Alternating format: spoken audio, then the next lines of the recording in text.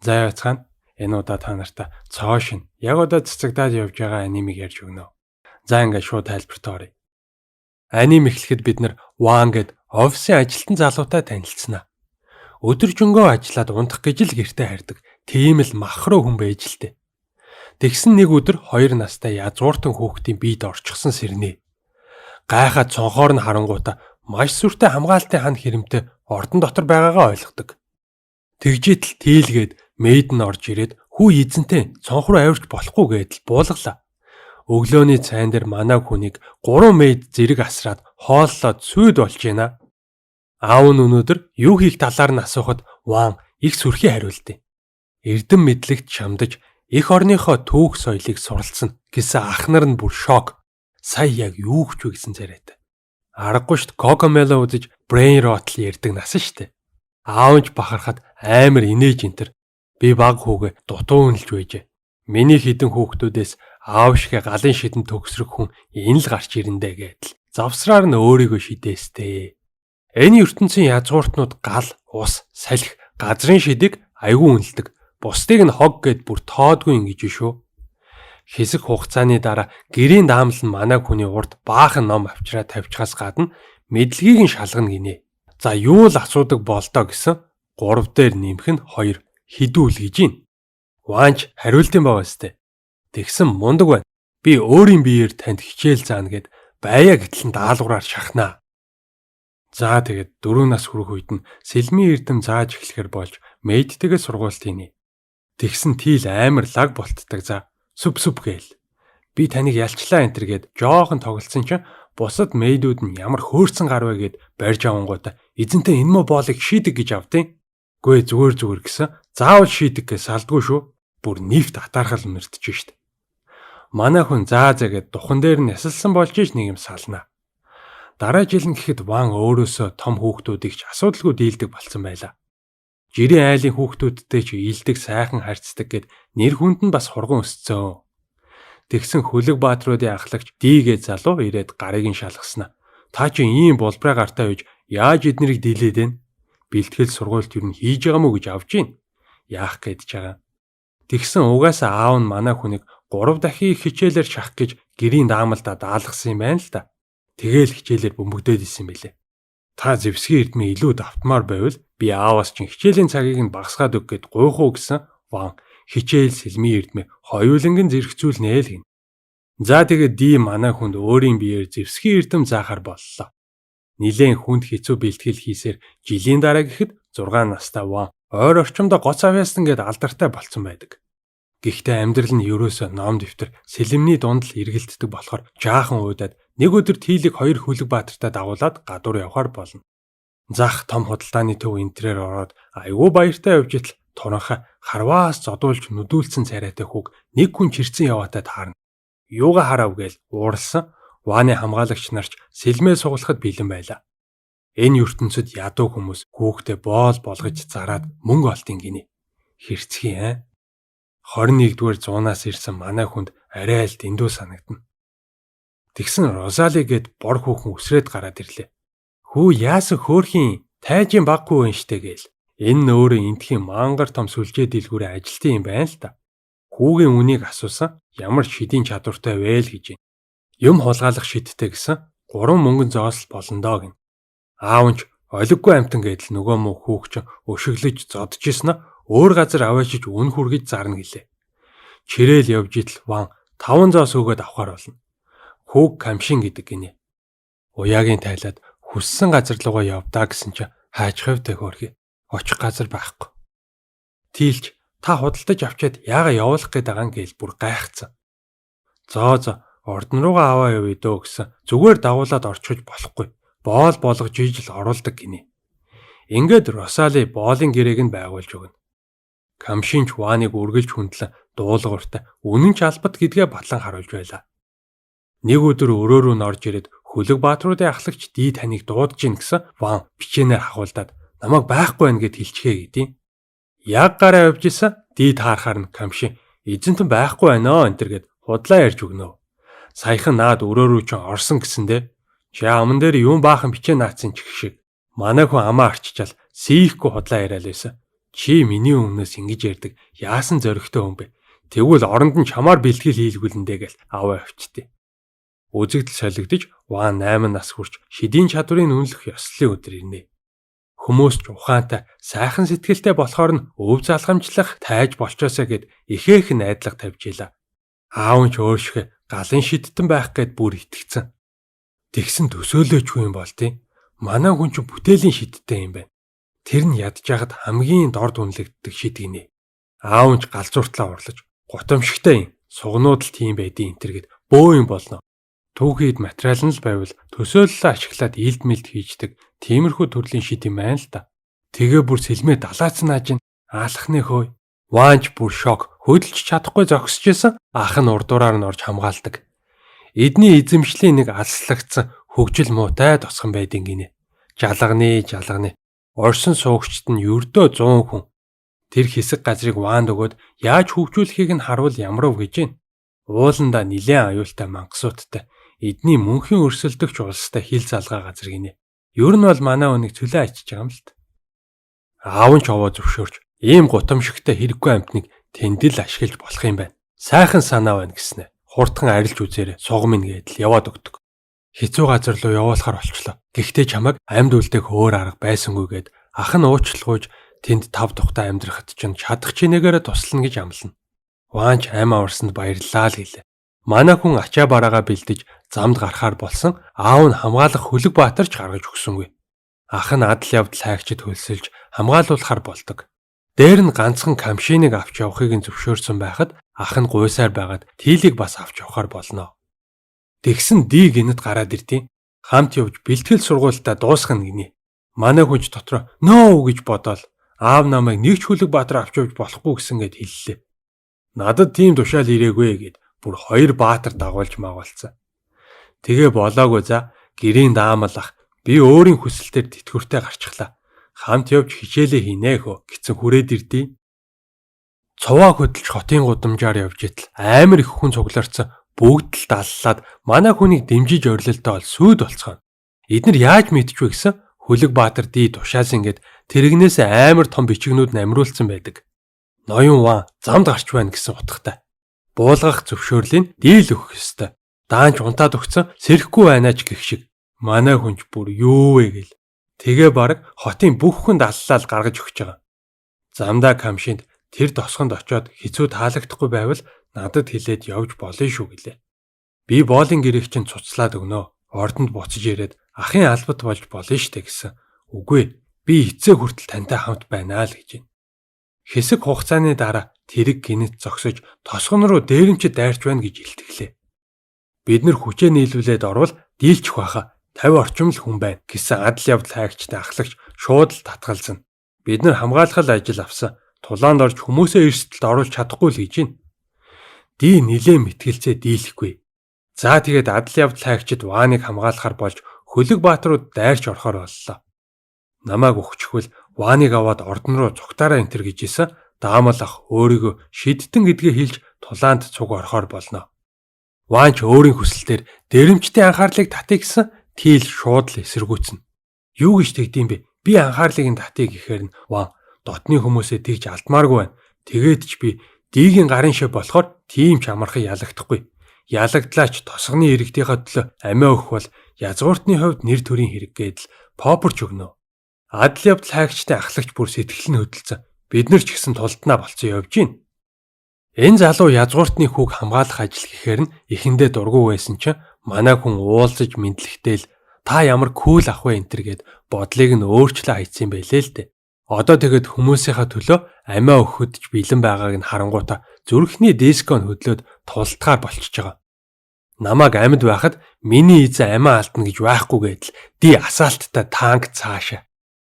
Даамлах хүртэл өөрийнхөө амийг золиослохыг сайн стратеги гэж бодож байгаа бол би дахиад эхнээс нь бүгдийг нь заах хэрэгтэй байна да гингүүтээ авраг том хан босгочноо. Адал явдал хайгчид нэг талаар нь Хөлөг Баатрууд нөгөө талаар нь дайрч зарим нь ханны цаана нуугдаад дээрэмчд рүү харуулж эхэллээ. Ди дайрч ороод нэг цавчилтаар өчнөөн гаруудыг хяаруулж хаяад маш хүчтэй аавраа цацруулахад бусд нь бут усрээл зүгтнэ. Энэ маягаараа үзээд барахгүй нь гэдгээ ойлгонгуудаа дээрэмчдийн толгойлогч ханны ард байгаа хүмүүс рүү дайрлаа. Аврах том сүхэ далаагаал адал явдал хайгч охиныг яг цохигсон Ван анхаарлыг нь татчихагаад хөлийг нь шархтуулцдаг. Газар унангууд нь камшийн эцсийн цохилт хийж дуусгана. Үлдсэн дээрэмчдийг хүлээд ажиллагаа амжилттай. Адал явдал хайгчид явах гэжсэн нь Ван ер нь энэ нэрчгүй тосгоныг яаж хөгжүүлээд ямар болох бол гэж сонирхоод тал нь үлдэхэр болдог. Энэ үед Тил өөрийнхөө амь насыг эрсдэлд орууллаа гэж Ваныг баахан зэмлээд дараагийн удаа тийм аюултай юмда намайг л явуулж бай гин. За тэгээд тосгон руу айгүй ихтгэл найдвар тэгээд орсон хүмүүс нь ядруу орчин тойрон өнгө муутай яалтчгүй тиймэрхүү газар байлаа. Тосгоны ахлагч ухтаж ирээд аварч хамгаалсанд баярлаа л гин. Ер нь байн иймэрхүү найралтанд өртдөг. Урд нь өөр эзэнтэй байхад Хөлөг баатрууд эргэж тойрч хамгаалдаг байсан. Харин Ваны аав эзэмшдэг болсноос хойш ерөнхийдөө хөсөр хаягдсан юм байна л да.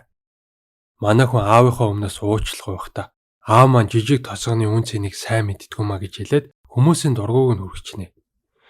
Бид нарыг баг татвар төлдөг гэд ингээд байгаа мүү гээл. Хэдүүлээ одоо энд маргалдаад ямар ч нэмэргүй. Тосгоныхоо ирээдүйд анхаарах хэрэгтэй байна. Ер нь бол язгууртнууд гэхээсээ илүү хаант улсын хуулиас болоод ийм байдалд хүрчээ. Хамгийн эхлээд бид нар үн цэнтэй ямар нэг зүйл үйлдвэрлэдэг болох хэрэгтэй. Тэгжиж хааны гэр бүлийн анхаарал төртнө. Хоёрдугаарт хамгаалагч хөлсөлж чадхаараа хангалттай хэмжээний мөнгө олдог болох хэрэгтэй. За тэгэд гуравдугаарт бүгд ажиллаж орчин тойрноо өөдөн татах хэрэгтэй байна гэлээ. Бид нар тэрийг чинь бодож үзэлгүй яах вэ? Болдгүй л юм да. Чамшиг хүүхэд ер нь юугаа мэдхэвдээ гэд мөчөөгөө өгөхгүй. Даамал ах D2 гарч ирээд өөрсдөө танилцуулахад тосгоныхны нүдэнд итгэл найдвар гэрэлтээд ирнэ. Одоо 30% байгаа татварыг тосгон хөлөө олох хүртэл 10% болгож бууруулна гэхэд хүмүүс баярлаа л явцдаг. Ваныг бат бөх хэрэн барих хүртэл даамал ах газрын шидээрээ түр хан босгож эргэн тойрон урих цанг бэлтгэхэр болно. Ван ойд ирж хідэн мод бэлдүүлээд бүтээлийн шидээ ашиглаж солонгорсон өнгөтэй хідэн блок хийждэг. Нано материалтай ингэнэ. Адал явдал хайгчдын анхлагч Ортог энийг завчаад үзтээ гэсэн хамаг хүчээрээ сэлэмдээдж хуваахан байдгүй зураас ч гаргаж чадсангүй. Би чинь чулуу хаг завчдаг хүн штэ. Эн чи одоо юу болоод нэ гээл Ортооч тийлт. Манай хүн нарж аргатал шидээ туршиж үзлээ. Та ядарчихлаа. Бүтээлийн шид хамаг маана шавхчдээ штэ гээл Тил санаа зовно. Гэхдээ гайхмаар нь Ван ерөөсөө ч ядрахгүй байдیں۔ Хэр маана үлдчихв шалгах гээд модоор сэлэм хийсэн болжин шүү. Ямар гой сэлэм бэ гээд камшийн шүлсээ гоожуулаад ахаар нь бэлгэлцдэг. Тил бас горьцсон байртай хараад ахаар нь нэг сүх хөгтийн. Айгуу баярлал авсан чи хардаа энэ сүхийг амар арга ясмасны дүрстэй хөөхий тэгэл хийлгэж үг болтуггүй. Шөнө нь Ван ядарснаа мэдсэн ч унтаж чадахгүй сууж илаа. Замд яваад ирэнгүүтээ тултаад дээрээс нь хэд хоног усанд ороогүй үнэн духгүй мэдрэмж төрөөд ахаар нь гаднаа зүгээр царайлж байгаач бүгд адилхан ядарч байгаа да. Маргааш өрн 5 тухтай болгох нэг арга бодноо гэж шийднэ. Өглөө нь нано блокоор байшин барьж эхэллээ. Хүмүүс цугларцсан гайхал яг үүндээ манай хүн өөрөө ч юу болохыг нь сайн мэдэхгүй байлаа. Ямартай ч дөрвөн баг нь босоод ханаар холбочж байгаа. Тэгээд хувааж өрөөнүүд гаргаад хаалга, цонх, дээвэр хийлээ. Хэдхэн минутанд ийм гой ордон барьчаар нь хүмүүс нүдэндээ ч итгэхгүй. Найзууд нь тосгоныхонтой цуг ордон луунд гөлрөөд бүр ирүүн мултрах нэ. Бүтээлийн шид чи амар юм биш үү? Юун галын шид мэдгэцэн. Ванч даруухан загнаж өөрийн харьяаны хүмүүсээ хамгаалахад дайралтын шид илүү байлгүй яах вэ л гин. Тил камшин хоёр мэдээж эзнийхээ талд тэгсэн даамал ах ингэж ярьлаа. Дайнд ажинтай үед бол яахав галын шид чухал байх. Инх 50 цагт бол таны шид ард иргэдэд тасархаа амьдруулахаар байна штэ гэдээ. Та хэд мод аваад ирвэл байшин бариад өгье гэсэн Орто хоёр хин төрүүлэхээ үзье гэл сүр болцгаанаа. Нэг харсан тосгоныхон Шреки муурны нүд гаргацсан зогсож идэ. Бид нар бас модоо авчираад байшин бариулж болох уу? Амьдарч байгаа байшин маань үнэхээр муудсан л гин. Манай хүнч юу вэ бурхан бодисд ба минь гэж бодсноо. Хүмүүсийг гомдоохгүй тулд зөвшөөрнө. Тосгоныхон ч бөөн баяр. Байшингууд нь үнэхээр л муудсан. Нурж унахад бэлэн болцсон харагддаг. Манай хүн ч ажилдаа орж нүдэн дээр нь хидээр нь барилга босгоод эхэллээ. Ямар агуу маанатай хүүвэ гэцгээгээд л. Урд насандаа барилгачин байсан юм уу хаашаа. Байшингуудаа дөрөөр нь босгоод өргөн гудамжаар холбож голдоо том талбайтай байхаар төлөвлөсөн байлаа. Яваандаа илүү бат бөх материалаар сайжруулж баринаа л гэж шүү. Тосгоныхон үнэхээр их баярлаж өөрсдөө байгаа жоохон хоол хүнсээ Ваанд бэлэглэх гээд л гүйцгэн. Тэгээд ордныхоо хажууд халуун усны газар барьсан чинь хүмүүс бас сонирхоод эдийн. Бүгдээрээ ээлжилж усанд орж аваад сайхан амарцгаана. Маргааш өглөөнөөс ирэхэд Хүлэг баатрууд тосгоноо тойруулж хамгаалтын сувг татсан байдаг. Энийг усаар дүүргчвэл бүр лаах юм шүү. Тэгээд ч ундны ус ногоо тарих халуун усны газарт гээд усны хэрэгцээ их л байна гэлээ. Даамал ах шидэ ашиглаж ойролцоо голоос нарийнхан шуудууд татаж Ди баатруудтайгаа хамт өргөсгөж ухнаа. Ван араас нь шидээрээ нэгтруулаад явна. Тэр Дигийн ирч хүчтэй газар ухаж байгаагээ. Экскаватор цаашаа. 40 гар насны хүн гэхэд үнэхээр итвэхтэй маа гээд даамал ах гайхаж майхсан. Бүгд байдаг чадлаараа хичээсэн ч орой гэхэд ажил 50% л явж илаа. За ингээд амарцгаая гэсэн. Ди юу амрах вэ? Зүгээр цааш нь ухъя гээл харсан. Бусд хүмүүс нь бүр чичирч салгалаад унаж явдаг шүү. Маргааш нь ажил дуусч бүгд цугларч туу цайчлаад усаа явуулнаа. Удлаа туу цайчлаагүй. Даамал ах шидээрээ тагалсан байсан чулууг нь боталчтэй. Тосгоныхон ч ийм их ус хараад үнэхээр их баярлаж Вааныг биширцгээнэ. Харин манай хүн ажил хэрэгч юм болохоор бороо ихтэй үед үерлэж магадгүй юм байна. Хойд хэсэгтээ хиймэл нуур хийжий гэж шийддэг. Даамал ахч дэмжиж цаг агаар хуурай үед нөөцийн устай болчих юм байна. Сайхан санаа байна гэлээ. Ваан андууттайгаа нуур бэлдэж дуусахад бүх тосгоноороо цуглаж ахлагч өвөө талархлаа илэрхийлнэ. Өмнө нь ус авах гэж маш урт зам туулдаг байсан гин. Хэд хоногийн дараа Ваан чулуу шавар ашиглаж шидээрээ бетон хийгээд хотынхоо хэрмийг хүчтгэлээ. Орой дээр нь төмөр бамба аврах том ном сум байрлуулна. Энэ юун дээрэмчтээс хамгаалах бараг бэхлэлт болчихж байгаа юм биш үү? Дид гисэн. Аав чинь таны ийм чадвартайг мэдсэн бол явуулахгүй байсан да. Шууд л залгамжлагчаа болгох байсан биз гэдээ. Даамал ах Вааны хүч хүмүүсийг хамгаалахад үнэхээр тохирж байгаа ч өөр улс орныг эзлэхэд тийм ч тохиромжтой биш л дээ гэсэн Ди шууд л дургуйцсан.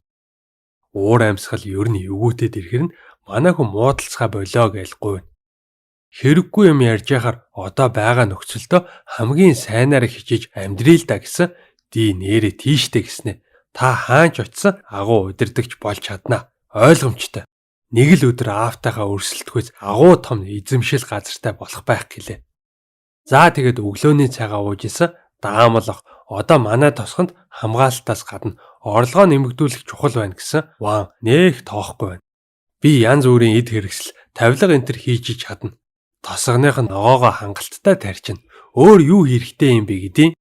Ахч сахлаа арчингаа. Энд амтлагч нарийн ширийн юм ер нь байдаггүй. Чиний дуртай амттангуудыг хийхэд ордог материал ер нь л байхгүй дээ гэсэн Ваан Тил рүү амар ноцтой харна. Тэгээд тосгондоо ашиг орлого авчрах үйлдвэр нээхээр шийднэ. Камшин нано кубе хийгээд заръя л да. Шинэ материал үздэй гин. Тэр чинь би өөрөө л хэрэглэх гэж хийсэн гээд татгалзана. Хэсэг хугацааны дараа адал явдал хайгчдын нэг нь Тил Камши хоёрыг үгээр эзээр байгаад зэвсгийнх нь хүчийг нь шалгахаар болно. Том биетэй залууч оркийн арьсан бамбаагаа гаргаж ирээд хуг рекламдсна. За дайраа дээр харъя гэдیں۔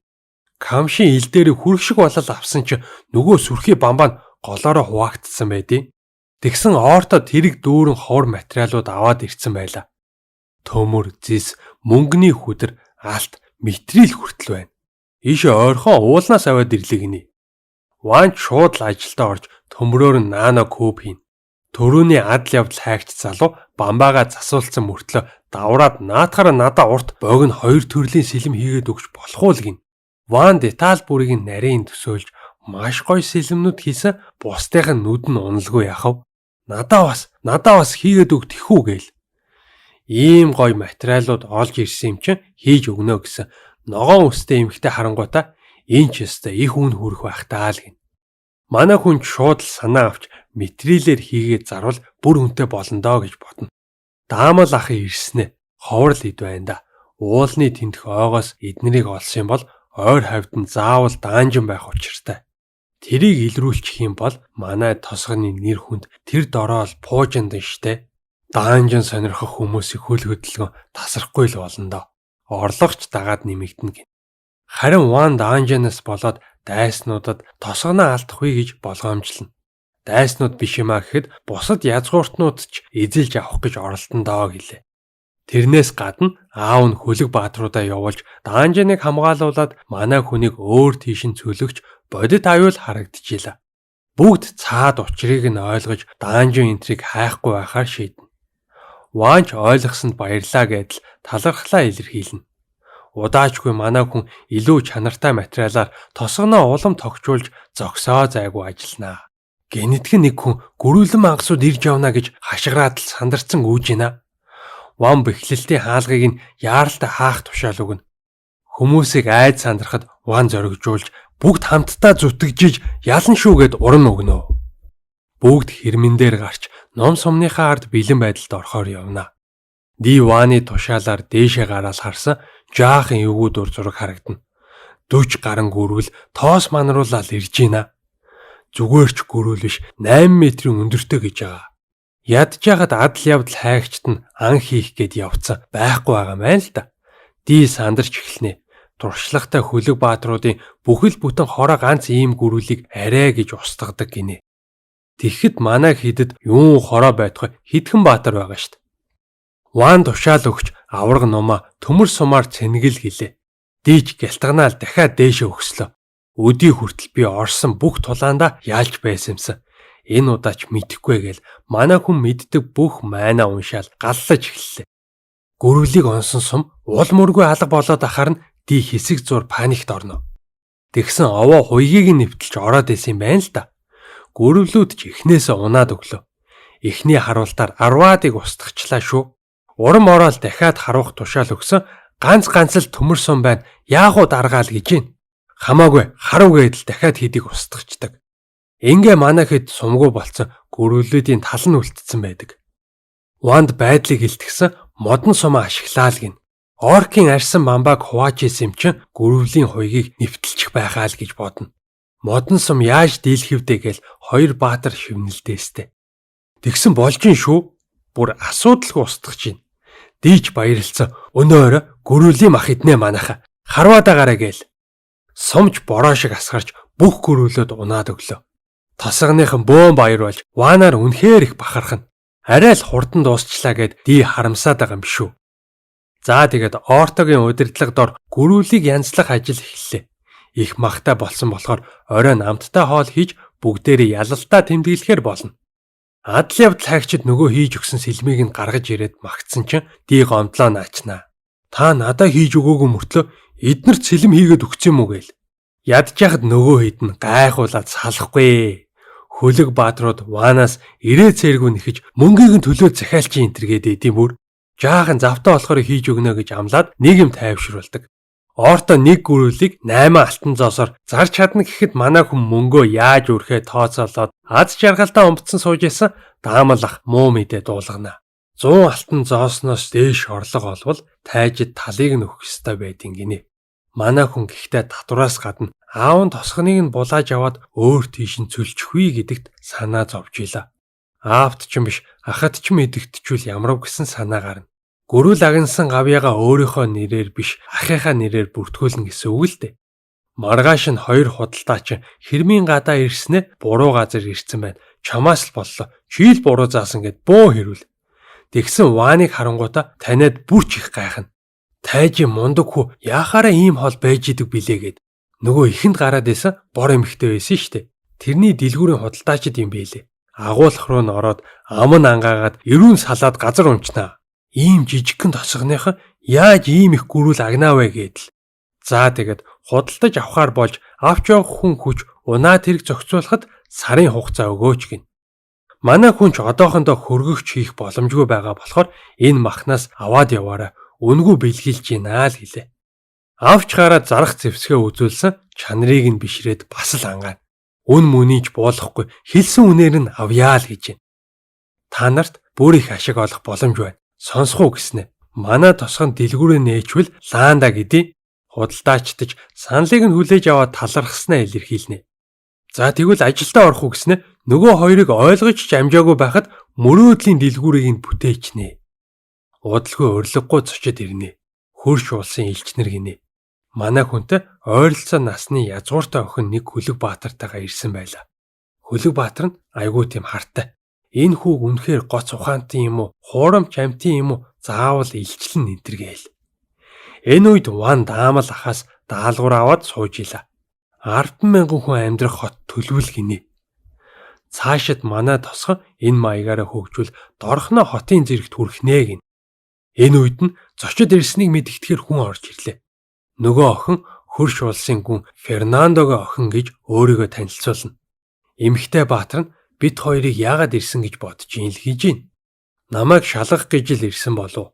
Аюултай санагдвал манай тосгоныг эзлэх гэж оролдох байх гэсэн аймаар инээснэ. Тийм ээ, чиний зөв л хийж гин.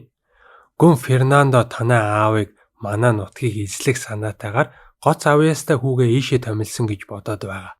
Чи яг үнэндээ галын шийдвэ болохоор л ийшээ ирсэн биз дээ гэдэм. Ван үннээ хэлэхэр шийдэж, тийм ээ, галын шийдвэ минь үнэн. Гэхдээ цөлөгдсөн болохоос ямар нэгэн дайн хийх гэж ирээгүй гэлээ. Нөгөө эмэгтэй даанч итгэдэггүй. Энэ тосгоны байгаа байдлыг харахад чи 5,000 цэрэг дагуулж ирсэн байлгүй. Харваас цэргийн бааз болгож хөгжүүлж байгаа нь ойлгомжтой байна гэд салдгүй. Даамал ах ди эднэр Ваныг хүндэлж хайрладаг. Сайхан сэтгэлтэй болохоор нь өөрсдийн хүсэлтээр дагаж ирсэн гэж тайлбарласан ч эмэгтэй итгэхгүй хийвэр. Манай хүн дагуулж гараад боддоор нь үзүүлэхээр шийднэ. Даамал ахаар шавар хан босгуулж өөрөө ганц хүрээд л майр зузаан бетонн бэхлэлт болгочдөг.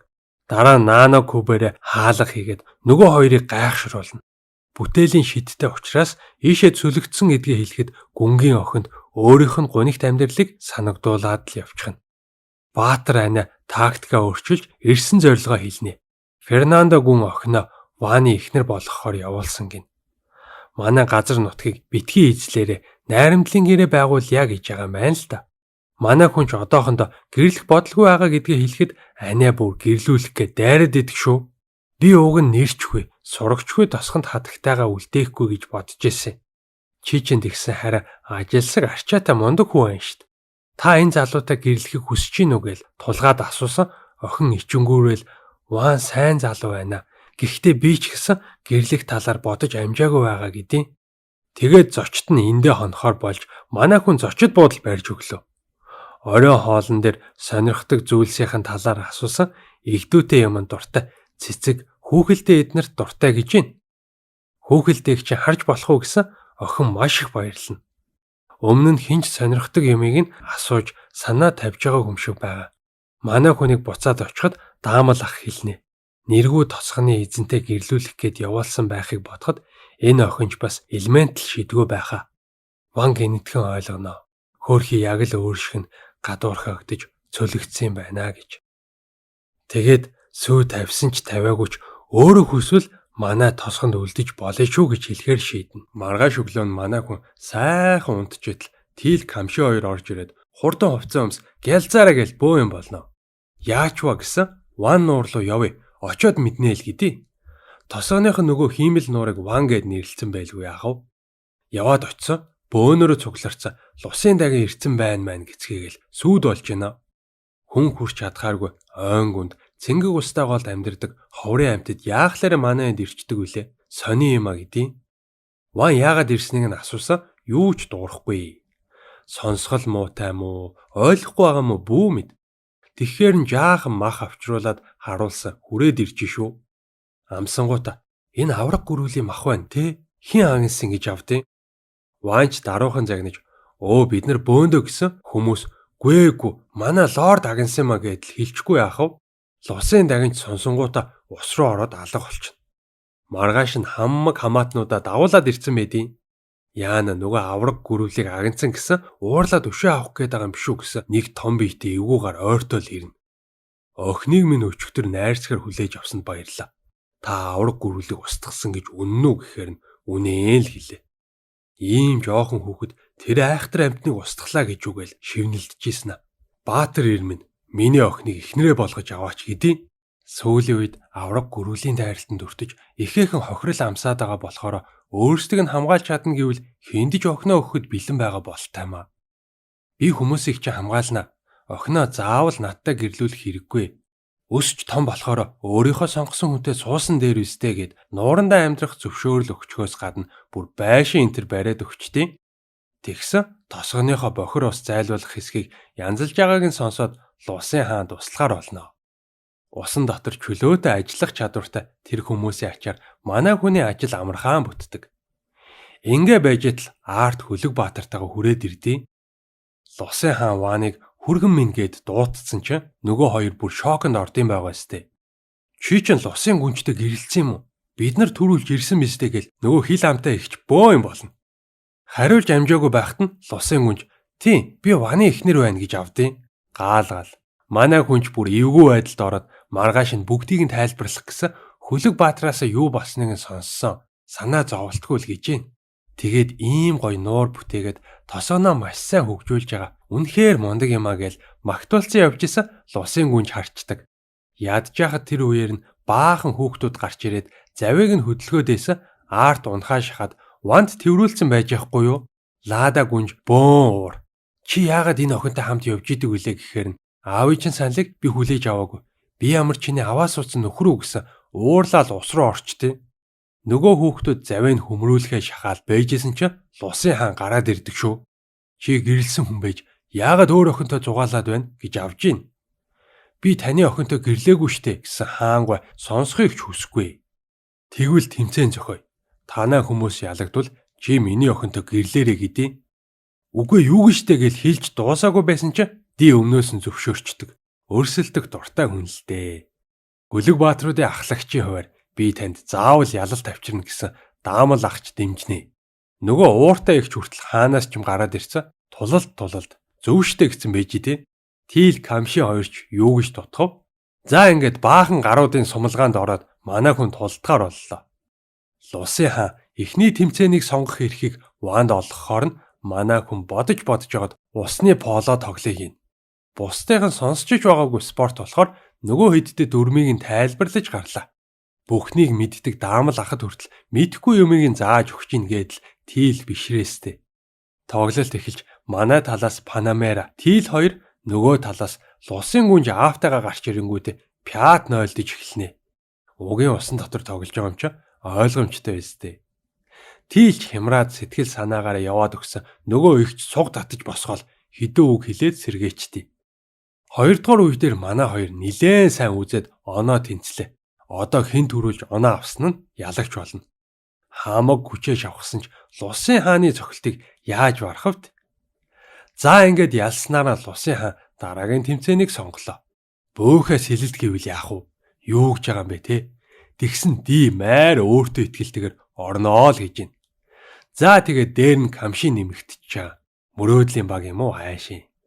Манай хүний таамаг ёсоор болж камшин Лада гүнжид хол хаягдана.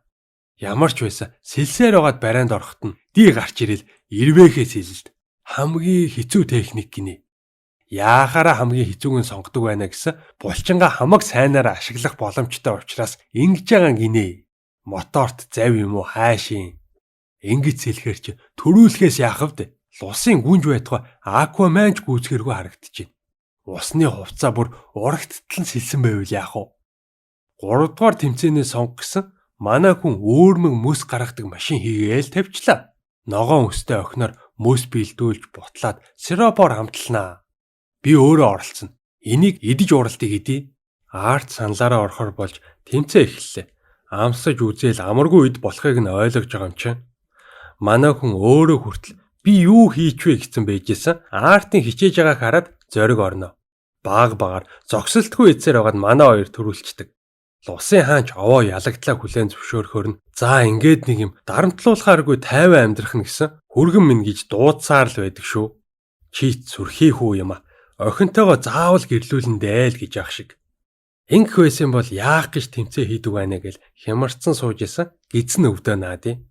Найзууд нь тойрцоо Ванд санаа тавьж байгааг хараад Арт нилээн бодно. Хархан багаасаа ганцаардмал амьдралаар өссөн юм байна л да. Аав нь завгүй. Ээж нь хүүхэд харж суух дургүй болохоор байнга л асрагч дээр үлдээчдэг байж.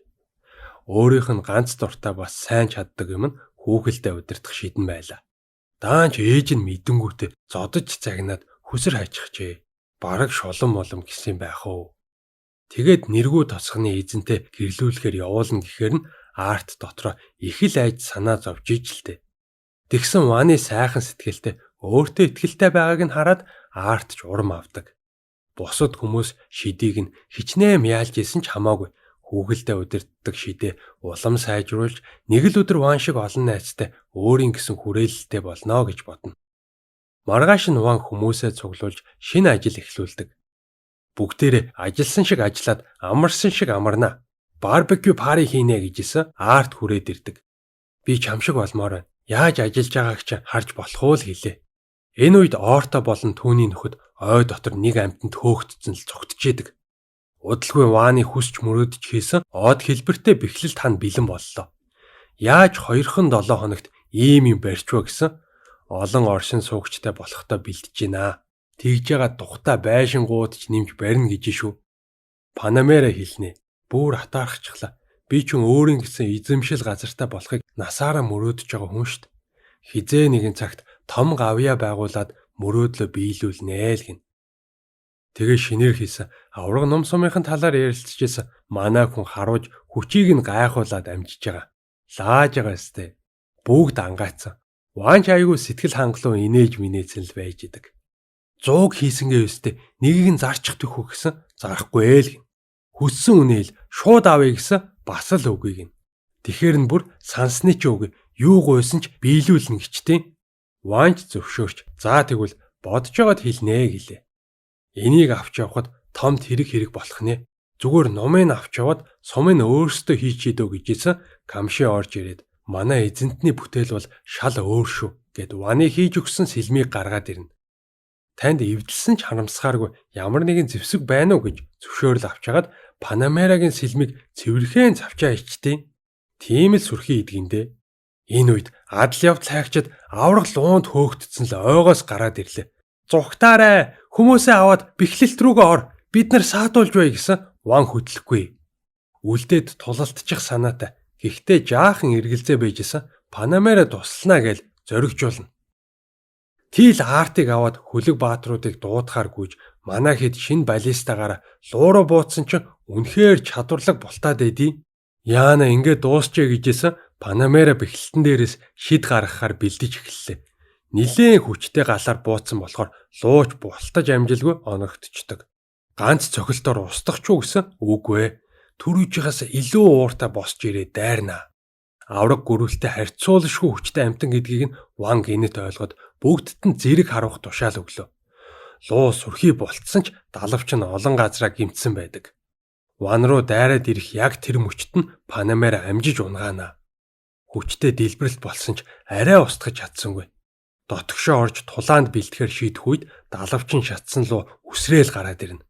Даамал ах маш тайван алхаж очиод шидээрээ чулуун хан босгож луун дээр унгангуута буцаал тайван алхаж гин. Күүл биз.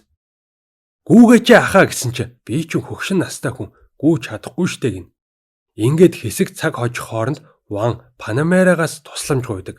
Нөгөө баллистаныхаа хооронд одоо л туслаад өгөөч гэсэн их чинь бөөн баяр. Лууг сэргээд тосгон руу төхөж ирэнгүүт нь унгаагаад хөдлөхгүй барьж агаарай. Бид нар нийлээд зэрэг харавнаа л гэдэг. Амжиж баллистагаа цэнэглэж чадах нь уу гэж итл ди хөлөг баатруудтайгаа хүрээд ирлээ. Таны хийж өгсөн зэвсэг байгаа болохоор бид нарт санаа зовлтгүй гэдэл шуудхан луу руу дайрна. Даанч луу хаангуута амар том савраараа нөгөө хэдий чинь нистэл нь авд юм да. Даамал ах дахиад газрын шид гаргаж хөлөг баатруудын амийг авардаг. Ван тулааныг дуусгах гэж Панамерад тушаахад маш том галын бөмбөлөг үсгэж лууг дэлбэлнэ.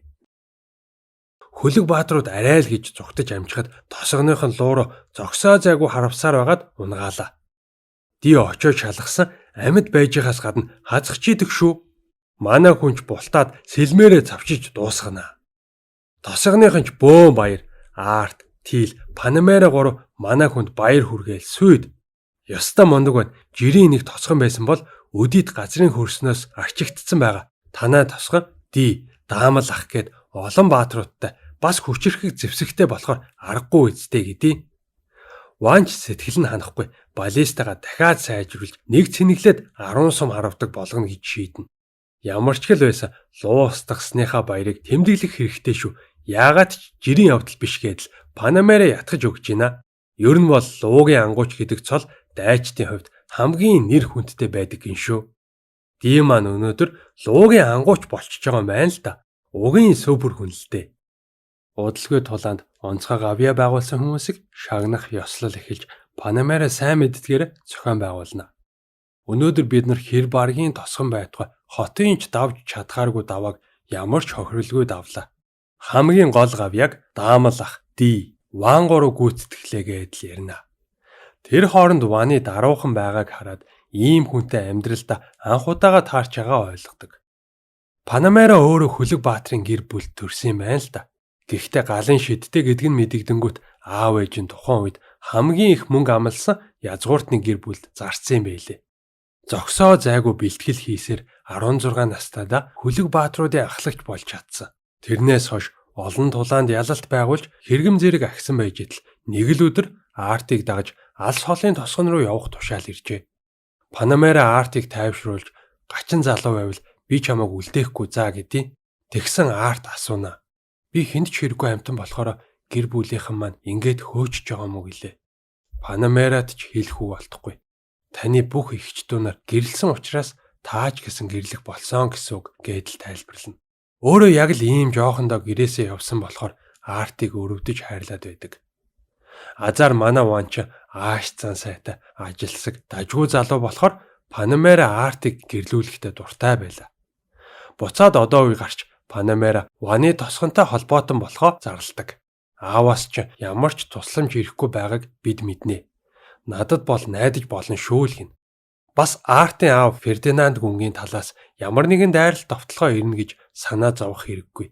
Удахгүй хаан тулс даяар та бидний харилцаа холбоог мэддэг болчих учраас хинч нааша дайрч зүрхлэхгүй гэхт нь Ван саналыг нь баяртайгаар хүлээн авна.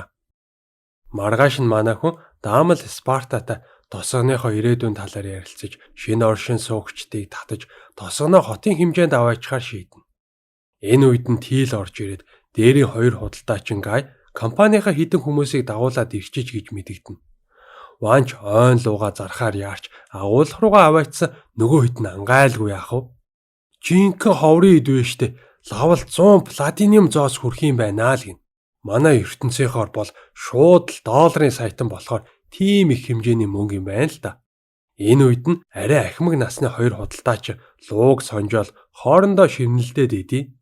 За яахаар байна гэсэн бид нарт л зарчих. Манайхаас илүү үн хийх газар чамд олдохгүй шүү. 60 платинум зоосоор авъя гээл гар хуруугаа өрөөд амар сэжигтэй цараймаарэ. За би түрүүний залуучуудтай дахиад ярилцаадахыг гэсэн нөгөө хоёр ч амар сандрал наа хоёр нусгаа чи юу ч мэдэхгүй. Амныхаа зоргоор ярьж байгаа юм гиснэ. Энд өнгөө гараас баг үнээр аваад их ашиг олъё л доо. Та хоёр юу н ойлгож гэнэ үү гээл булан шахнаа. 8-ага шудраг хийлдэ. Угийн 100 зоос хүрэн штэ гээл нөгөө хоёр залуу зүтгэсэн. Юу шудраг ёсмос вэ? Ах нар нь тийм юм мэдэхгүй. Угаасаа энэ газрын мохорлоо биднээс өөр хинч тоож ирэхгүй штт гэжсэн. Ван бүгдийг нь сонсож явах жишээний. Байдал бүр эгүүтч нөгөө хэд ч маргалцаар хоёр залуухан нь бүр ажлаасаа халагдах шинжтэй болоо явчлаа. Ахмад худалдаачид гараа явчихаар нь Ван нөгөө хоёрт өөрсдөн гэсэн худалдааны компани нэг санал тавина. Хэцүү штэ. Зөндөө ажил орно. Бүртгэлийн хураамж төлн өөрсдийн гэсэн дэлгүүртэй байх хэрэгтэй. Хамгийн яриухтай нь хэрэгэм зэрэгтэй язгууртнаас баталгааны бичиг авдаг гэсэн гингүүт нь мань хүн Панамерагаас очиод гуйчдаг. Шуудхан л зөвшөөрөхөөр нь дахиад жаахан бодохгүй юм уу? Нэрээ зүгээр өгсөн. Хоёрхан хүнтэй компаниг батлан даалаа гэд яавал гэжтэй. Тэгээд ч залуу хүмүүсийг дэмжсэн гэд нэр хүнд маань өсөх юм байна гэдیں۔ Тэгж их алдартай болмоор байвал луу устгасан гавьяагач чамд шилжүүлчих. Угаасаа гэрийнхэндээ мэдэгдмээргүй байна гэсэн тэр дэмий. Хэр баргийн хүн луу устгах боломжгүй болохоор дээрээс нилээн шалгаж баталгаажуулах байх. Хоёр алхаад баригдах юмн дээр тэгж хэрэггүй гин. Манай хүний эцсийн найдвар нуран унж хизээ мүдгүй аав нь дуудаад тосгоныг нь өөр хүнд өгчих юм шиг санагдчих байгаа юм чи. Анаа зөвлөнө. Наадхаас ч юм болтох ганц л арга байна. Та хаанд бараалхаж луу устгаснаа мэдэгдээд хэрэгэм зэрэгтэй язгууртан болох хэрэгтэй. Дор хаяж тайж цол өгчих байхаа гэдээ. Нөгөө хоёр залууч арыг нь даах хүн олсон гэд бөөн баяр боллоо яах вэ? Ванаас лууг нь 130 платинум зоосоор худалдаж аваад хот руу аваач зархаар болно. Яг явдаг дээрээ тулсан нөгөө хөгшин худалдаачид тэрэг мэрэг хамаг юмыг нь аваа явцсан байлгүй яах вэ? Тэрмөө хоёр удахгүй араас хог царайлал гуйгаад ирэндээ гэсэн баясчи явж исэн хажуугаар нэг тэрэг тоосороо булаал өнгөрлөө. Тэгсэн манд тэрэг хийж өгөөд Панамерагийн дайны мордыг нь хөлөлцсөн байдаг. Жирийн мордтой харьцуулшгүй дайны хүлгүүдл гин. Нөгөө хоёр ч ангаагаал хоцортын байгаа сте. За тэгээд хаанд очиж бараалхсан. Та дахиад тушаал дэвших гэж ирвөө. Энэ удаа ямар гавьяа байгуулав гэж асуув. Өөртөө бишээ. Найздаа хэрэгэм зэрэг авах гэж ирлээ. Ойн лууг устгасан Ван гэ залуу байгаа. Өөрөө алс холын тосгоноо хамгаалах учиртай болохоор энд ирч чадсангүй гэсэн ордонд байсан хүмүүс шивнэлдээл явчихна. Хаанч тэр залууч нь хүчтэй элементл шидтэй юм уу гэсэн Панамера хамаг байдгаараа л өмөөрнө. Бүтээлийн шидтэн байгаамаа. Гэхдээ үнэхээр сүрхий залуу байгаа. Тосгондоо дөнгөж очиод л дээрэмчдийн халдлагаас хамгаалж шидээрээ бэхлэлт хийж богино хугацаанд хотын зэрэглэлтэй болгож хөгжүүлсэн гэдэл бүгдийг нь ярина. Хаанч энэ гар сайхан үлээж гинэ гэсэн царайтай суугаад ахаар нь Панамера баталгааг нь аваад ирсэн гэд лууны соёог харуулдаг. Тэгээд тосгон руу очиж хөгжил цэцэглэлтийг нь нүдэрээ үзхийг өрнө. Ингэж ятгахсаар зүрхний андда тайжийг хэрэгэм авчихаас гадна олон төмний дунд ололт амжилтыг нь чанга гихчин зарлаад бүр PR тултал нь хийнэ. Энэ үеэр Ван тосгоноо дахин төлөвлөж нилээн хэдэн шин байшинч бариатглаа. Тосгоныхоо гадна хөгжил дэвшил баян тансаг байдлын бэлэгдэл болгож хоёр өндөр цамхаг босгодог. Мэдээж харуул хамгаалтын үүрэг давхар гүйцэтгэхийг нь тооцоолсон байлгүй яах вэ?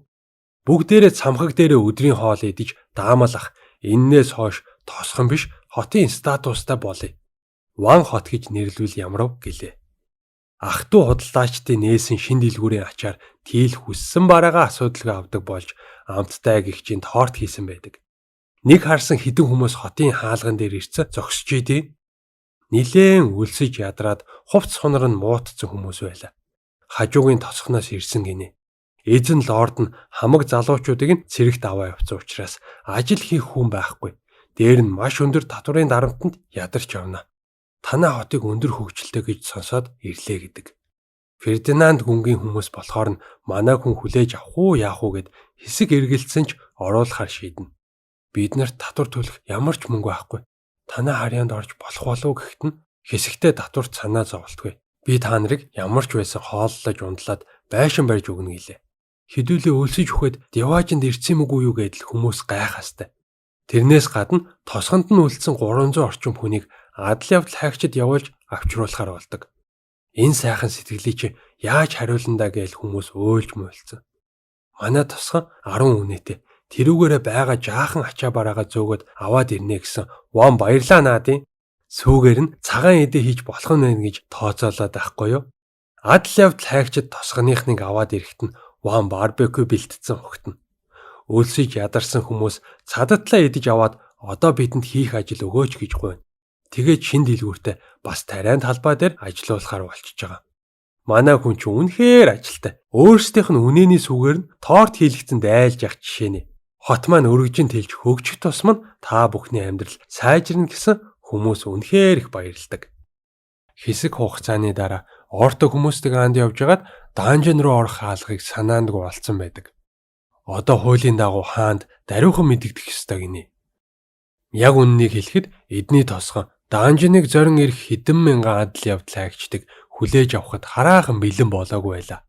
Тэрнээс гадна аав нь эндхийн хөгжил дэвшлиг олж мэдэх нь цаг хугацааны л асуудал болчихж байгаа юм л да. Оортооч хөөрхи айгүй гэмссэн царайтай. Одоо тэгэд нийгэм тоолцсон юм яалтай билээ. Ван шар өстэй бондгор залууг хаан руу явуулахар томилно. Бид нар хамт явсан дээр байхаа гэсэн Оорто ногоо өстэй охин хоёроор данжины эргэн тойрныг шалгуулахар болдё. Нэг алтан зоос өгнө гэхээр нөгөө хоёрч дуртаа зөвшөөрдөг. Тэгсэн бондгор залууд бүр гоё юм өгчдээ да. Материалэр хийсэн сэлэм. Хөөе инквэс юм уу? Бит хоёр бас хаан руу явъя л да гэж нөгөө хоёр бүр харамсцсан. Ямар тач бондгор залуу шин сэлмээ биширцэн баяртай гихчин явж исэн баахан орк гараад ирдیں۔ Манай хүн ч өөртөө мангар итгэлтэй дайрч ороод хэдхэн секундын дотор дуусгаа ичдэг. Тэгсэн амиг минь аварсанд баярлаа гэд нэг хөөхөн охин гараад ирдэг шүү. Та ийм мундаг юм чи алдартай баатар бахтай энтер гээл сүйд. Би нийслэл хот руу алхаж яваамаа. Хизээ нэгэн цагт тэнд уулзвал ачи чинь заавал хариулнаа л гэж байна. Өө, зам нийлэх юм байна гэд цаашаа хамт явлаа. Тэгсэн аав нь тулаанд ам өргөдөж эзэмшил нутгийн дайсанд эзлэгдсэн учраас хотод очиж баян айлыг зарцуулахаар явж байгаа юм гинэ. Манай залууч ятгахсаар агаад тосгон руугаа авч явахаар болчдөг. Тэнд очивол ажил заавал олдноо л гин.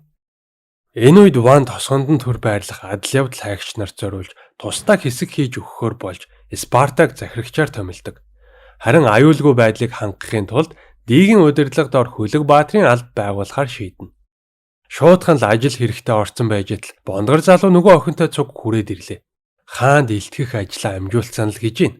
Нэг харсан бөө тоос манраал баахан морьтой баачка нар наашлж идэг шүү. Дээрэмчдийн багтаа гээл сүнсэн зайлхаа шахсан даанжины сургаар ирж байгаа адал явдал хайгчд байдیں۔ Хурдхан дотгошоо ор та нар шиг жулдраанууд ийм аюултай газар байж болохгүй л гин. Ядчихад жаахан хэрцгий царайтай маа.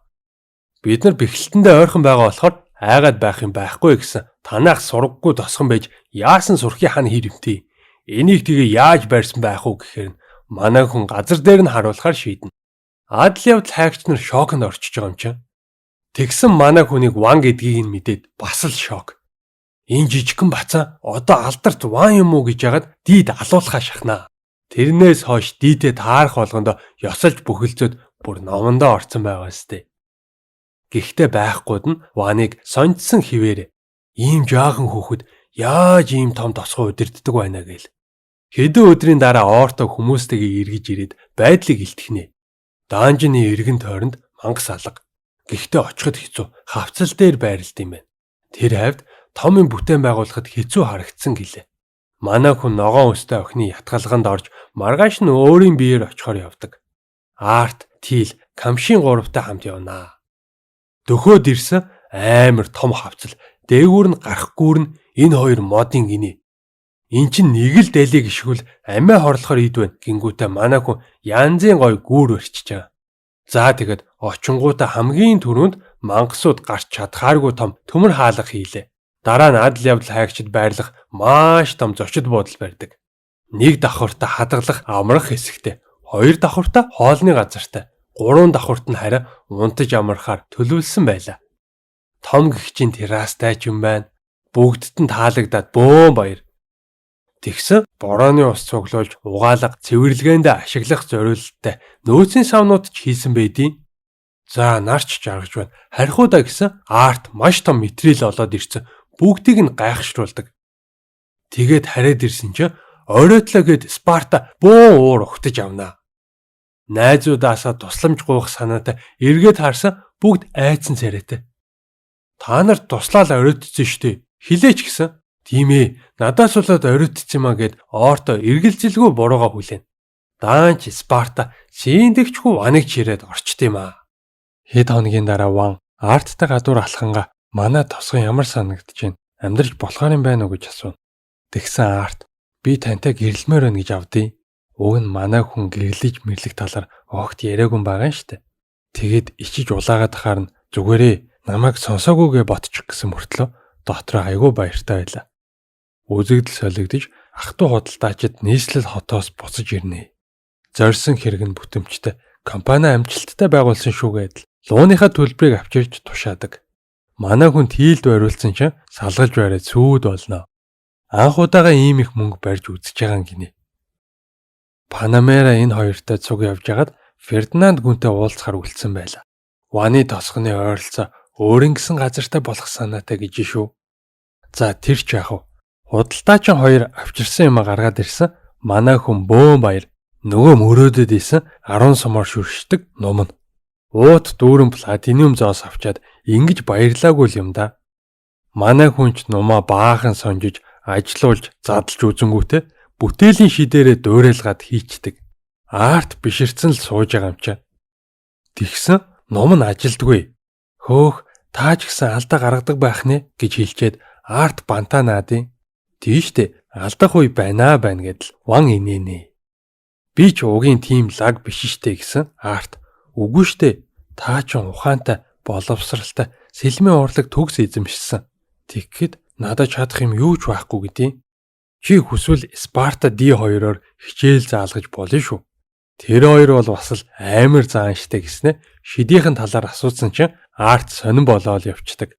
Хүүхэлдээ удирдах шидтэй гэдгийг хэлэхэд нь Тил Ван хоёр баарг л шоконд орно. Манай хүний бүтээлийн шийдчихэл язгууртнуудын дунд үнэхээр дорд үзэгддэм байлээ л дээ. Гэхдээ гомдоохгүй тулд шидийг нь үзийгээд л гуйна. Үгүй та нарт таалагдахгүй байхаа гэсэн ч манай хүн ятгсаар байгаад зөвшөөрүүлж шидээрээ хүүхэлдээ бүтээхэд нь Арт удирдах бүжиглүүлнэ.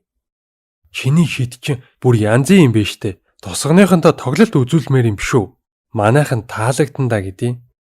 Үгүй нэг хүнд харуулад ахаар юм биштэй гэдэл Арт ичингүүрэн балаараад харна. Миний шидийг аав тоодгүй хүнд ширэггүй хог гэжсэн. Гэхдээ бүтээлийн шидийн ачаар л манай тосхон ийм хэмжээнд хүрч хүмүүс тав тухтай амьдарж байгаа штэ. Өөртөө итгэлтэй бай гэсэн чинь Артын нүд гэрэлтээд л явчихна. Оройн нь Ван шинхэн зассан тайзан дээр тосгоныхноо бүгдийг нь уурж авчирлаа. Яах ч байгаа болоо гээл хүмүүс шивнэлдэжсэн. Манай хүн гарч ирээд хадагтай Арт шидээ үзүүлнэ гэдэл зарлана. Хүн шиг том хүүхэлдэг удирдаад босоход нь хүмүүс бүгд гайхаж энэ нөгөө хараагдсан шид биш үү? Дээр үед ийм шидээр хааны эсрэг бослог гаргаж исэн гэвэстэй гисгэхэн сонсогдож Арт хөдөлж чадахгүй гацчихлаа. Ванч юу болоод байгааг ойлгож за харж байгаарай хүмүүсээ одоо гой хэсэг нь эхлэж шүү гэдэл дэмжиж байгаа. Арт ч зориг орж бүжиг эхэллээ. Хүмүүс ангаж чив чимээгүй үтсээр бүжиг дуусч ёслохт нь бүгд дэмжиж орилолдон алга ташнаа. Гайхалтай. Үнэхээр гой бүжиг байна гэцгээгээл. Ван баяр хүргэхээр ирэхэд Арт тэрвэрч яваад баярлаа гэд уйлд юм аа. Маргааш нь Камшин сандарч гүйж ирээл гадаа хаалган дээр хааны сөөг тэрэг ирсэн байна гэж мэдэгдэнэ. Яваад очисон Панамера зогсож идэ. Артыг үнэн цоглог мэдлэгт нь Панамера бүр гайхацдаг. Та ч манай хадагтаг хэдхэн хоногийн дотор яаж өөрчилчихөө вэ гээл. Тэгснэ гинтгэн хаантан өөрийн биеэр заларч ирсэн. Угтаж авна уу гэдээ. Хаан манай хүнд язууртан цол олгосноо хэлж улс орныхоо төлөө өөрийгөө зориулах үүрэгтэйг нь санууллаа. Манай хэдий ойн луу устгасныг нь шалгаж баталгаажуулахар ирсэн байна л да. За тэгээд хааныг бараа бологчдтой нь урьж оруулаад тосгоноо танилцуулна. Хүмүүсээ аюулгүй тав тухтай амьдруулахын тулд хийж бүтээсэн бүхий л юм үзүүлж харуулдаг. Балистагаа танилцуулаад байж итл хаан туслахаас ямар бодолтой байгааг нь асуув. Балиста чухал зэвсэгч гэсэн хэрэглэхэд тийм амархан бишэлтэй гэлээ. Ванч тэр доор нь харуулахар шийдэж ойроо галлаад гэж тушаана. Маш хүчтэй буудаж том дэлбэрэлт үүсгэд хаан туслах хоёр ангаадын байгаа өстэй. Од хэлбэртэй бэхлэлтч бас үнэхээр сонирхолтой байна гэхэд нь дайсныг тал талаас нь устгах зорилгоор ингэж хийсэн маа гэж тайлбарладаг. Манай хүнийг балистагаа өөрөө хийсэн гэдгийг сонсоод хаан ёор итгэхгүй. Би өөрөө хийсэн. Үнэн гээд байхад ч тоохгүй штэ. Хааны туслах тосгоныг энэ хэмжээнд хөгжүүлэхэд нэлээд хэдэн жил шаардлагатай л даа гэхэд нь Ван хүмүүсээрээ материал бэлдүүлж өөрөө маш их хичээж бүгдийг нь хийсэн. Бэхлэлт хананд гихтэл 4 сарын хугацаа зарцуулсан гэлээ. Хааны хүмүүс бас л итгэхгүй. Өнөөдөр та нартай хоёр төрлийн график таблет танилцуулъя. Саяхан ирсэн шин загвар гэсэн шүү. Android утас таблет, Windows, Mac үйлдвэрлэлийн системтэй компьютер ноутбукэнтэй холбоод хүссэн зургийн програм дээр аним, манга, юу гэдгийг дуртай зүйлээ зурах, ритм тоглох, моuse тоглох төрөл бүрийн график ажиллагаа их боломжтой. Хоёулаа 16,000 төрлийн үзэгний даралт мэдэрдэг болохоор ямар ч тасралт хоцролтгүй бүр үнэн гоё смут зурагдсан юм билэ. Гараараа цаасан дээр зурж байгаа юм шиг л нарийн ажиллагаа гаргаж болно гэсэн. XP Pen 640 хаан ч аваа явахад амар жижигхэн хэмжээтэй хөнгөн авсаархан болвол UG брэндийнх нь Bluetooth-ээр утасгүй холбогдсон байлээ шүү. Гоё байгаа сте. Үзэг нь өөр дээр нь хадгалагдчихдаг. Өөнөн хөөрхөн загвар байлээ. За тэгээ сонирхч ивэл Vinitec Mongolia руу чатаар холбогдоод аваарай манайхаа. За тэгээд газар дээр нь ямар нэгэн юм хийж харуулахаар нуур руу явж итл замд нь таарсан хүмүүс хааныг тоохгүй Вантал мэдлээд эдий. Чи ер нь тосгоныхонтойгоо байнгын ингэж жирийн яриа өрнүүлдэггүй гэхээр нь манай хүн тийм ээл гэлээ. Нөгөө хитэн ч ангаана. Тэгээ явж исэн дээрийн хэрцгий царайтай адал явдал хайгч нар тааралдаад ванта айгүй найрсаг харилцаад исэн хаан туслахтайгаа дахиад гайхтیں۔ За тэгэл шүлсэн арчих салфетка бэлдгээл нууран дээр ирсэн лусын хүмүүс бэж идэм байгаа сте. Ван Спартагаар чулуу хаан босгуулаад гараа хүргэх төдийд л маш өндөр бетоны хаан болгоод хувирахчна. Хааны ирүү муулт үсэрчж байгаа юм чи. Хэсэг хугацааны дараа лусын хаан хаанд нь бараалгаж хүндэтгэл үзүүлэн том улаан чулуу бэлгэлдэг. Бурхны чулуу гэгддэг ховор үнэт эрдэнэ байштай гэл Панамера хааны туслах хоёр бөө юм болтыг. Энүүгээр сэлэм хийлгвэл ажлын хөлсөн л гэхэд 100 платинум зоос болно штэ гэсэн хаан зардал нь яах вэ? Нэг хийлгээд авбал үндэсний эрдэнэ болтын байгаа сте гэд загнаж энтер. Энэ хоёрыг хэрүүл хийж явах хооронд ван айл хизээний сэлэм хийцэн байвал яах вэ? Хөөх, жижиг сэлэм хүртэл хийж чаддсан мүү гэсэн манай хүн гүрийгэд хариулахгүй. Үннээ хэлбэл хүссний ч үгүй гэхээр нь юу ч болж исэн энэ тосгонд минь үлдээгэж гэж гуйна. Нийслэл хотод очиж хүснээрээ амьдрах боломж чамд байна штт. Яагаад энд үлдэх гээд байгаа вэ гэдэл асуудаг. Тосгоно хүмүүсээ хамгаалж сайхан амьдруулах үүрэг хүлээсэн учраас би заавал үлдэх ёстой. Харин улс оронд минь миний хэрэг болсон үед бэлэн байж туслах болно гэж амлана. Тэгсэн харуулын цамхгаас нэг хүн чанга гих чинь хашгирнаа. Луу дайрч байна гэдэл. Ванч бүгд баллистан дээр оч адал явдал хайгчдыг дууд гэд тушаахтаа зэрэгцээд нээх том луу нисээд ирлээ. Эднэр заавал сүргээрээ явдаг ганцаараа ингэж дайрах учиргүй дээ гэжсэн шидтэй унцсан явж ийлгүй яах вэ? Хөрш улсынхан дайрчих шиг байна. Дахиад луутай зэргүүд ойр хавьд байх шүү гэж хаан анхааруулдаг. Даанч баллистагаар буудах боломжгүй дэндүү өндөрт нисээд байла. Энэ үед ой дотор нэг гар гомдлож гоншгоноод явж өгч ийна. Хөрш улсын ханхуу гинэ. Аав надад ийм хөгийн ажил даалгаад ахтай яах вэ?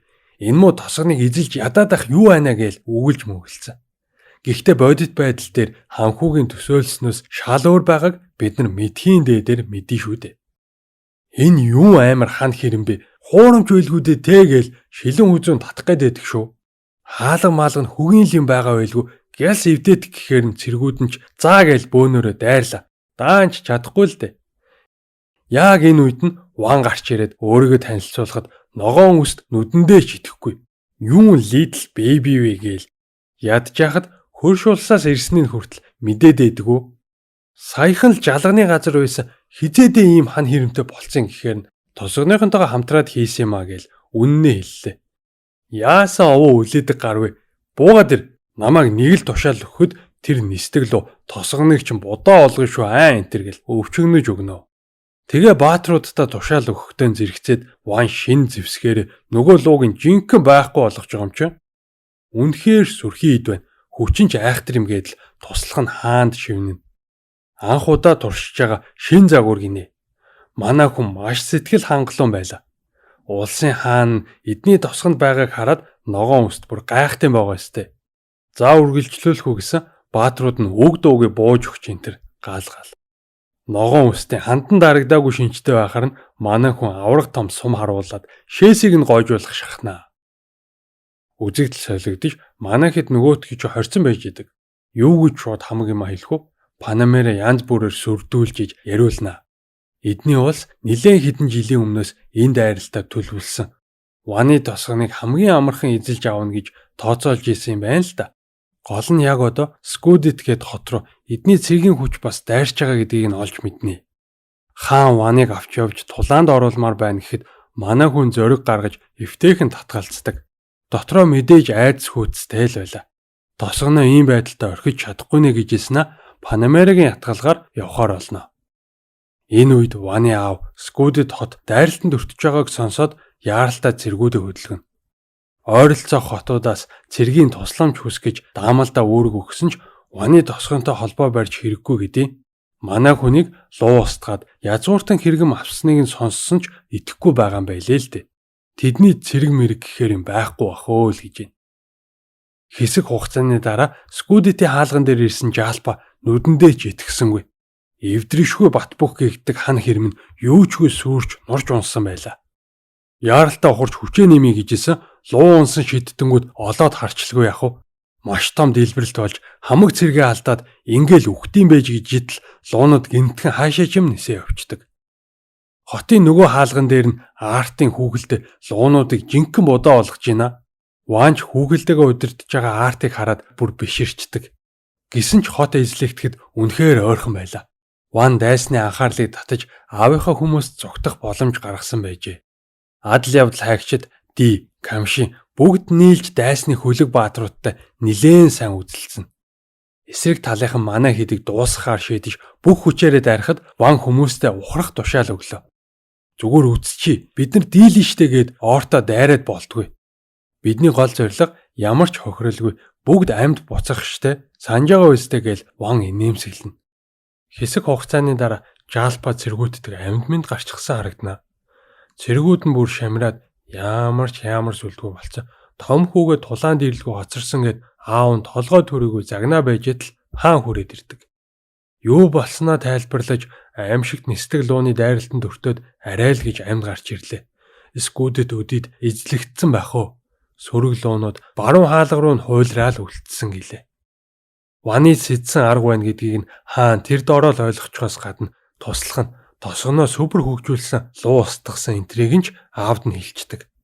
Жалпа итгэж өгөхгүй. Ах нь харин дүүгээрээ бахархаж ийн гэдэл нулимс туслуулна. Тэр шөнө Ван хүмүүстэйгээ ярилцж хагаад шин зэвсгүүд бүтээхээр шийдлээ. Яг үүндээ манай хэд дайнаас залхаад хурдхан харчмаар байсан ч хүн чанар нь зулгаагаад байгаа юм л та. Маргааш нь хажуугийн хотод явж байгаад аавтайгаа таарчнаа.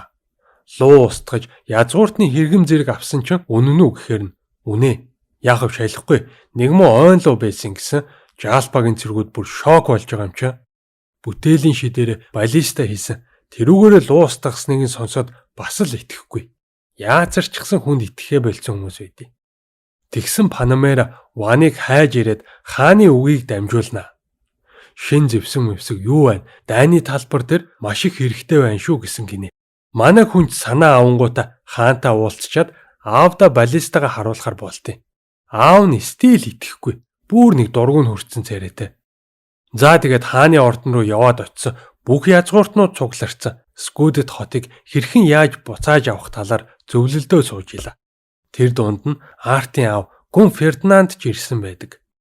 Баахан хуралдсны эцэст манай хүн энэ хэдийг саяын дайралтаар анх удаа тесрэх бөмбөг гэдэг юм харсныг нь ойлгоно. Одоо тэгээд тесрэх бөмбөгийг нь зогсоох арга л олохгүй бол Скүүдэтийг чөлөөлж чадахгүй байна л да. Бүгд л нэг чухал царай гаргацгаацсан. Даан шийдэл байдгүй. Манай хүн бөмбөг хаяхаас өмнө нисдэг лууг устгах хэрэгтэй гэсэн санаа гаргадаг. Бусд нь тоохгүй шоолж исэн ч хаан туслах хоёр бол Ванд л найдажила. Хаан манай хүнийг энэ ажиллагааг удирдах уу гэхэд нь шууд л татгалзаж язгууртнуудыг ангайлгана. Ийм жаахан хүүхэд яаж хааны үгийг сүрж зүрхэлж гинэ гэдэл. Хаан ч ялгаагүй. Тулаан удирдах ороод нэр хүндээ өсөхгүй байх та. Сонин гарвэ гэж мэгцэн. Өө, надад тэгж гэмтэж бэртэг сонирхол алга гэсэн гал дээр тус нэмчт юм байгаа сте. Бөө юм болцоож аамааврын дайрцгаагаа цүүд болно. Баахан хэрүүл шуугаан дунд манай хүн жижигхэн ядуу буурай тосгоныг хамгаалж хөгжүүлэх ямар хэцүү талаар лекц уншиж эхэлдэг. Би энд ямар нэг байдлаар гэмтэж шархтвал арай гэж босгосон тосгоныг минь хэн хамгаалах билээ гин. Артын аав чи тэндэ байлаач хамгаалж чадлаа юу гэхээр нь чадалгүй яах вэ гэд өөртөө үнэн итгэлтэй хариулдаг. Тэгээд манай хүн тосгон руугаа буцах нөхцөлтөөр хааны армийг баллиста катапултаар хангаж өгөхөөр болж байгаа. Одоо бүтээлийн шидээр газар дээр нь хийн гэсэн аав нь баг илгэн хөшгөө шахаад амжих юм уу энтер гэж хичээ. Манай хүн ч яах ихийн зургу том зэвсгүүд хийгээ тавьсан язгууртнууд бүр ангаалгүй яах вэ? Аав нь харин тоохгүй хിവэрэ.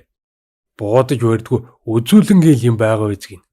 Катапулта шүрикенээр бууддаг болгоод тонголцсон байлээ л дээ. Тийм учраас лууг нисж яхад нь устгах бүрэн боломжтой гэж Ван тайлбарлана. Хэсэг хугацааны дараа Тил Арттай цуг хүрээд ирдэг. Арт аавыгаа хараад хуучны муухай дурсамжууд нь санагдсан ч ээжигээ асууж юм ярих гэж оролдоно. Даанч аав нь ёстой тоодгүй. Нэг нүдэрээ ч харахгүй дээ.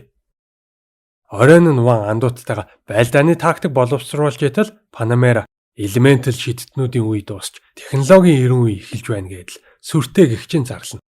Маргааш нь тулаан эхэлж дайсны цэргүүд манайх руу харуулж эхлэхэд Дигийн хүмүүс бүгд бамбайгаа гаргаж хаалаа.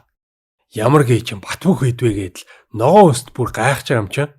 Тийм сүртэй ховор материал энтерч биш зүгээр модоор хийсэн гэвэл яах вэ? Айл шидэднүүдээ явуулж дайруулахад манай хэд балрах шахнаа. Гэхдээ гүрийлгүй л явах вэ? Муучгүй Дигийн хүмүүс штэ. Тэгсэн энэ хэд зүгээр панчаан байсан байдий. Ногоон өст нэг харсан Жалпа Панамера тэргүүтээ хүчтэй шидэднүүд аль хизээний хотын хаалган дээр ирсэн байдаг. Бүгд шид гаргасаар комбо хийж хаалгыг эвдэлнэ. За ингээд манайхны гол хүч хот руу нэвтэрч ногоон өстийн цэргүүттэй ширүүхэн үзжитл Панамера ирж туслана. Энэ үеэр Ваны аавч баатруудтайгаа эвгүйтсэн байж идэг. Ашгүй адал явдал хайгчид амжиж ирээд хүч нэмнэ. Хүч нэмэнч гэж амийг нь аварчиж байгаа юм л да. Нөгөө ширүүн гарууд ч ирсэн байлгүй ахав. Энэ хэд бас Ваны хүмүүс юм уу гэдэл аав нилээн гайхна. Ногоон өст сүүлийн хүзрөө дэлгэж сүрг нисдэг луу хөөрөглөө. Манай хүн угаасаа энэ мөчийг хүлээж исэн юм чинь камшинд тушаал өгч луунуудыг нь дорхноо устгачдаг. Тэгсэн нэг гар амьд гараа зогсохгүй цэргүүд рүү дайраал ирлээ. Бас л сүртэй том луу байдیں۔ Цэргүүд бол бархааргүй харагдчихэв. Оорто бондор залуу хоёр дайрч ороод төр тогтоох хооронд манай хэд баллистагаараа бууцсан ундгүй шүү. Панамера маш хүчтэй галын шид гаргахад Ди нисч очоод сэлмээрээ завчиж дуусгана. Фердинанд Жалпа хоёр сая яг юу болчихоо гэд нүдэндээ ч итгэхгүй. Итгэл найдвараа алдсан ногоон өст зогтох гэсэн Оорто бондгор залуу хоёр тосоод байж илгүй яах вэ? За тэгээд дайн байлдаанч дуусч Жалпа үг дуугээ боцох гэсэн том хүн та Вантай уулзахгүй явах ч юм уу гэж асуув. Хүүгийнхаа хүч чадлыг үнэлэхгүй тултал нь бүлээджсэн хүн чинь одоо юу ч ярих вэ? Манайхан ялтаа тэмдэглэж Ди өнөөдөр Ваны ачаар л яллаа гэж идэл Оорто ногоон өстийг бариад ирдэг. Панамерач байдлыг гартаа авч хамаг юмыг нь яриулна. Эдний улс 3 хот руу зэрэг дайрсан гин. Ваны тосгоо Скүүдэд тэгэд Артын аав Фердинанд гүнгийн хот гэлээ. Арт жиргэлзэлгүй төрсөн нутаг руугаа явахар шийднэ. Ван хамт явъя гэсэн ч бүх зүйл дээр чамд найдаж чадахгүй нэгэд ганцаараа явнаа л гэж байна. Миний гэр бүлийн асуудал учраас энэ удаа би өөрөө шийдэх ёстой гэхэд нь Ван анх удаа ийм шийдэмгий байхыг нь харлаа. Угаасаа сураггүй тоцгоны жижигхэн лордоор авруулсан гэвэл Фердинанд гүнгийн нэр хүндэд муугаас гадна газар нутгаач алдах эрсдэлтэй байна л да. За тэгээд ядаж аюулгүй байдлыг чинь хариуцах хамгаалт гаргаж өгье гэдэлгүй. Бас санаа зовоод байгаа штт. Энэ ажилд төгс тохирох хүмүүс бол мэдээж адал явдал хайгч нар. Хэсэг хугацааны дараа Арт нутагтаа очиход нисдэг луунууд баруун солгоогүй бөмбөг хаяал сүрүүлж байна. Шууд л гүйх гэсэн Оорто асууна. Бид нар яг одоо цаг алдалгүй тулаанд орвол ялах магадaltaй. Чиний зөвшөөрлийг л хүлээж байна гэхэд болохгүй. Фердинандын овгийн хүн л ялт авчрах учиртай гэж маш харамссан байдалтай хэлдэг. Энэ үед Артын ээж эгч хоёр нь улс орноо яаж сүрч байгааг цонхоороо харцсан л зогсож идэв. Тэгээ ам хорлонч гинүү сонь юм ярьж энтер. Угаасаа энэ ээж нь жоохон галзуу баха. Бүр ижлэгдсэн гэдэгтээ эвлэрсэн байгаа сте. Ээж нь том охиныхоо нүднээс Артын дүр төрхийг олж харна. Дайсны цэргүүд хот руу яг дайрах гэтэл нэг нисдэг луу тоос шороо манруулаад унаад өглөө. Юу болоод нэ гэсэн чинь мөнгөлөг хувцастай баатар луунуудыг юугүй цавчаал унгааж байгаа харагддаг. Мэдээж тэр нь Артын хүүгэлтэй байлаа. Уулан дээр баахан гарууд Фердинандын тугийг мандуулсан зогсож яхин нэмэлт хүч ирсэн бололтой гэд хөрш улсын айрам шууд л манай хэд рүү дайрдаг. Арт анх удаа дайнд орж байгаа болохоор үнэхээр их сандарч ийлаа. Ван шиг амархан яалж чадахгүйж хамаг чадлаараа хичээндээ л гэж боттیں۔ Тэгэд хүүгэлдэгээ удирдах хамгийн урд нь тулдаж явнаа. Араас нь адал явдал хайгчид хүч нэмдэг. Тэгсэн хүүгэлдээ бондгор залууг аврагч хагаад нэг гараа алтчт юм а. Ямар тач цэргүүдийн дуусгаж тэнгэрт байгаа луунуудтай үзхэл үлдлээ. Даргийнхаа тушаалаар бүх луунууд хүүгэлдээг чиглээд ирэхэд ганц завчаал хоёрыг нь асуудалгүй устгахчдаг.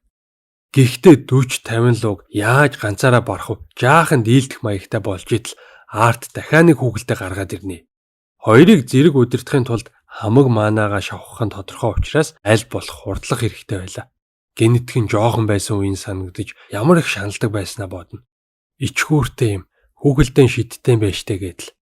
Тэгтэл одоо Ваны ачаар өөртөө маш ихтгэлтэй болж шидээж бүрэн ашиглаж чаддаг болсон. Ямар азар бит хоёр уулзаавэ гэж боддتي.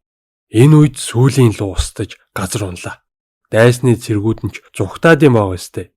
Арт хүүхэлдэн шидээрээ өөрсдийг нь аварсныг мэдээд аав ээж нь маш их харамсч өөлж унжаад бөө юм болно. Харин адал явдал хайгчид Артыг ордонлуугаа орж гэрийнхэнтэйгээ уулзаа. Одоо таныг хүлээн зөвшөөрөх нь тодорхой гэж баахан ятгаад барсангүй. Наадвал чи намайг тоохгүй. Хурдхан тосгон руугаа явъя. Ван хүлээж байгаа гэдэг. Буцаад очиход нь бүгд угтаж аваад баяр хүргэдэг. Маш мундаг байна. Эргээд тавтай морил гэдэл. Тэгээд Ван Артыг байхгүй хооронд шинээр хийсэн дэлгүүр зоогийн газар энтрээ үзүүлээд явж өгнө. Энэ үедээ дотроо баахан бодол болно. Анх энэ тосгон руу ирэхэд ямар их санаа зовж ийла. Гэхдээ одоо бол зөв сонголт хийсэн гэдэгтээ үнэхээр итгэлтэй байна. Гарал угсаа өөр, зан чанар ч өөр. Олон янзын хүмүүс энд амьдарч байгаач бүгд ив найртай байгаа нь үнэхээр сайхан байна гэдэл. Хэсэг хугацааны дараа Артын ялтыг тэмдэглэж барбекю хийнэ. Бүгд айгүй сайхан байж идэл Спарта хурч ирээд хичээлийн цаг боллоо гэж байна. Дийч юугаараа тутгав Зевсгийн эрдмэд автыг. Хамгийн чухал хичээлчтэй гин. Манай хүн алийг нь чимээргүй байна. Зүгээр 50 амьдрий тэхүү гэж дотроо хашгираад гүгээ авчтээ. Тэгээд энэ тосгонд ирснээс хойш юу тохиолдож, юу хийж бүтээснээ бүгдийг нь эргүүлж бодонгуудаа өөрийнхөө хурдаар зогсолтгүй урагшилж бүгдд нь тав тухтай сайхан амьдрах газар бүтээж өгөхөөр шийднэ. За ингээд аним маань дуслаа. Ямар санагдсан бэ? Комент хийээрэй. Дараагийн удаад Daily Life of Immortal King-ийн шинэ сизнийг оруулах санаа байна. Та хэд маань ямар аним яриулмаар санаа оноогоо сайхан бичээд байгаарай. За баяртай манайхаа.